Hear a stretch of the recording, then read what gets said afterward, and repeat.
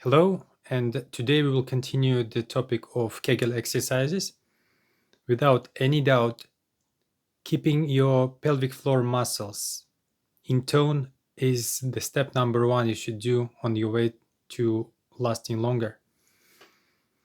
So, today would like to give you some more insights and details about how to do Kegel exercises, and also we'll talk about a couple of points which are generally advised to do while practicing Kegels, which are, in my opinion, are not necessarily a must, especially when you are just starting.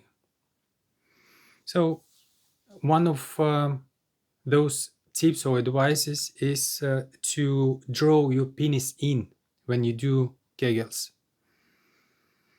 You see, drawing penis in or testicles as well is a separate practice which is quite useful, quite powerful, but it should be addressed separately and learned separately.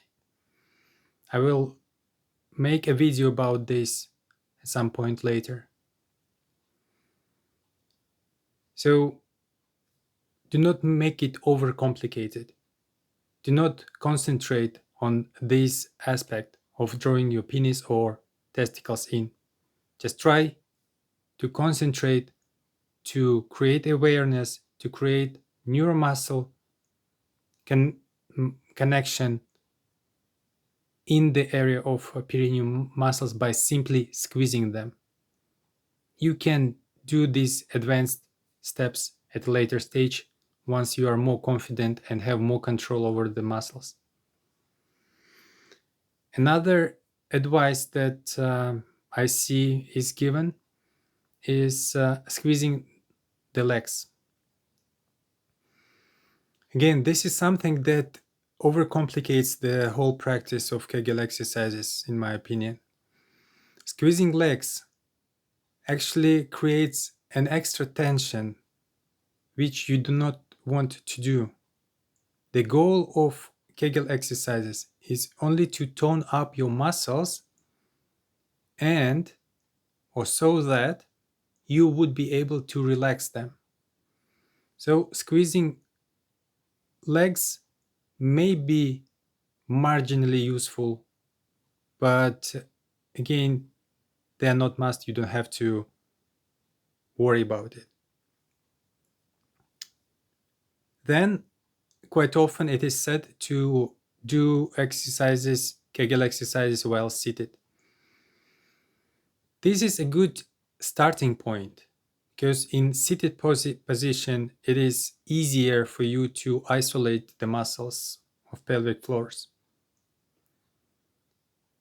But again, it's not a must. In fact, ideally, you should learn to do Kegel squeezes while walking or standing. Still, for the beginners, it is a good practice to start with the sitting position or even laying down. What benefits would you get from laying down or seated position? These positions would allow you to relax other muscles which are engaged involuntarily, muscles of your belly and glutes or butts. With time, you need to decouple the process of tightening pelvic floor muscles from the belly and glutes. It is, again, a bit complicated and would require you some time. So I would say that when you just start out, just keep in mind that eventually you need to come to the point when your belly muscles and glutes would not be engaged. But it will come later. And if at the beginning these muscles are engaged, that's fine. Don't worry too much about it. Just keep doing the squeezes. Now, um, how to do it?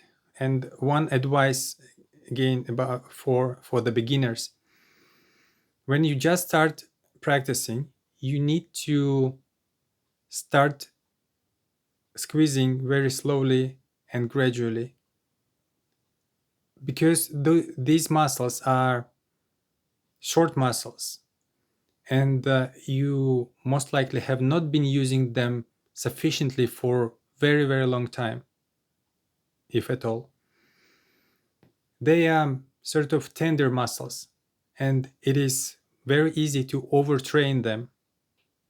And if you do so, you will feel soreness in that area.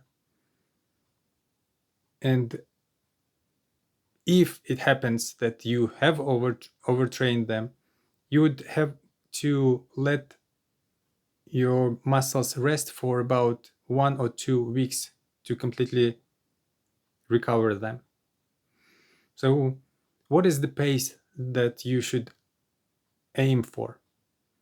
If you are just starting, do the following protocol.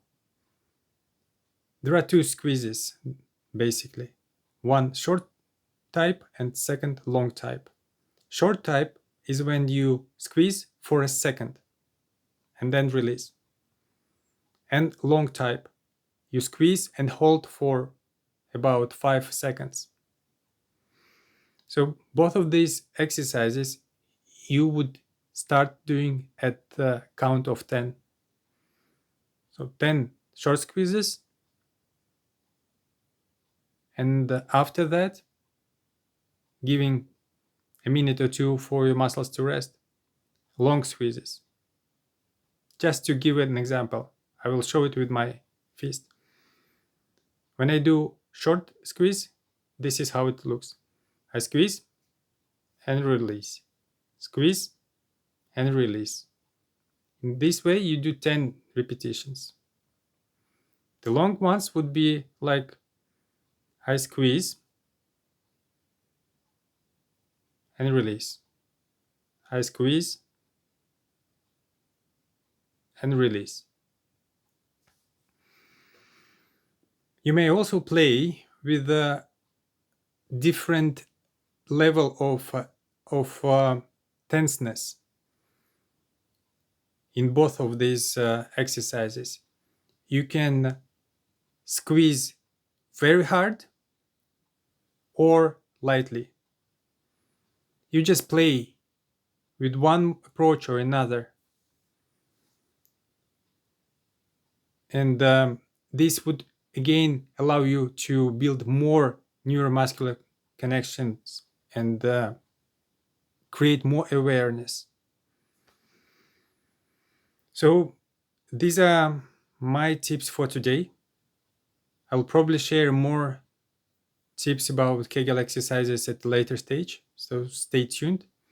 And if you feel like sharing about your experience or giving feedback about the tips I have just provided, I would really appreciate that. It would be useful for myself and hopefully for others.